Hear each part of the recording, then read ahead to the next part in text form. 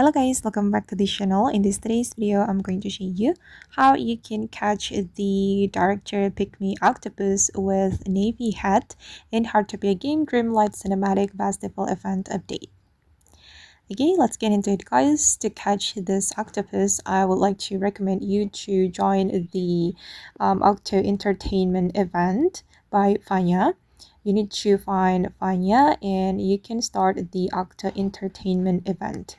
And Fanya is at the Amethyst Beach, guys. Okay, and I have just started the event. Well, actually, you don't need to join this event, but this event will give you more chance to get the octopus, guys.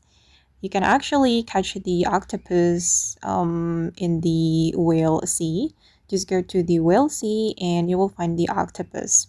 But better if you join the event so you can catch the octopus faster. And let's start the event now. Okay, and I recommend you to use the mermaid fish attractor, guys. It will be easier for you to catch the fish. It will be a little heavier in catching the octopus, guys. I guess you can sense it.